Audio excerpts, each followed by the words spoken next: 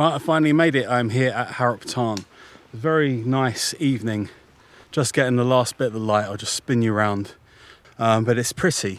You know, it's got all the like loads of lily pads on it and stuff. And there's like a little stone bridge area here. Just behind these trees here, there's another bridge. So we're going to get a few photos if we can. So I'm just going to, what I usually do when I get to places like this, it's kind of always the same sort of thing. I just spend a little while just trying to get in tune with the area. I don't start shooting immediately unless there's something amazing happening with light and I think, oh, I've got to get that.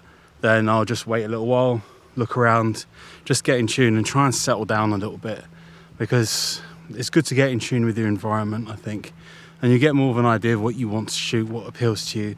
Things start catching your eye. I think if you get behind the camera too quickly, then you can end up doing that, seeing the world just through the lens of the camera and not just actually looking around and seeing what grabs your attention. When you look just through the camera and you go straight to it, you kind of end up with that slightly tunnel vision effect that being behind the camera in general gives you. So yeah, just going to spend some time looking about now. So at the moment there's this sort of quite obvious composition with the bridge here, which I'll probably shoot, but I'm kind of liking, not that keen on that, but I'm going to shoot it anyway. I'm kind of liking the scene behind me more, which I'll show you now, which is this area here, which perhaps as I capture it on the video now doesn't look all of that, but the lake area here, the waterway, actually kind of twists and turns. It's a bit like, it's got those waterways which twist. I'm wondering if I go over to the other side whether I can see that more and get a view towards the sunset, mountains in the background, and then have that twisting lake in the front. So this is what I mean when I'm walking around exploring.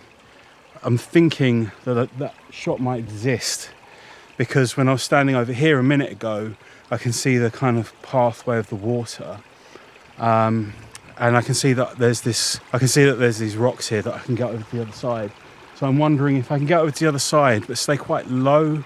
Maybe we'll see what that's like. So let me go over there now and have a look. I've got to pay attention when I'm talking to the camera. I end up looking at the camera and not looking where I'm going.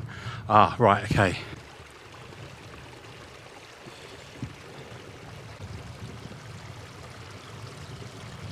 So this is my composition.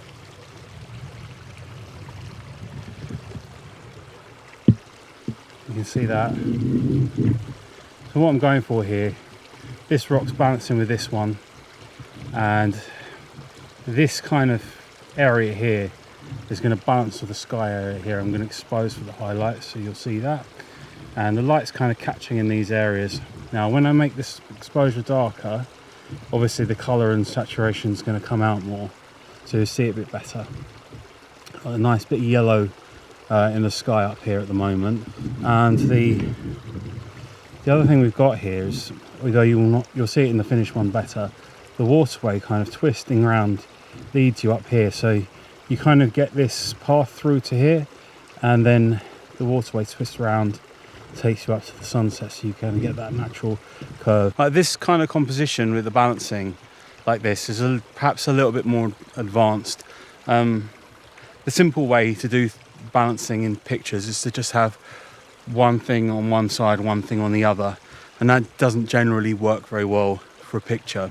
It can do, but it just looks really obvious, if that makes sense. The thing is to balance 4 or more compositional elements in your picture. If you just balance 2 things, your composition is going to look quite obvious, which is a problem, because people will only see what your composition is straight away, and then if they figured it out and they know, if they can see what you're thinking and what you're doing, if it's obvious to them, it loses the feeling that people want to continue to look at it.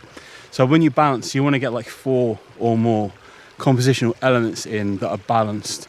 That can compose of leading lines, large objects, destination points, kind of things like that you want to balance together. But for me, less than 4 is, you're veering into, it depends, everything, picture's different, it depends, but you can veer very quickly into, it's an obvious composition, and you don't want your viewer to be aware of what you were balancing in the picture.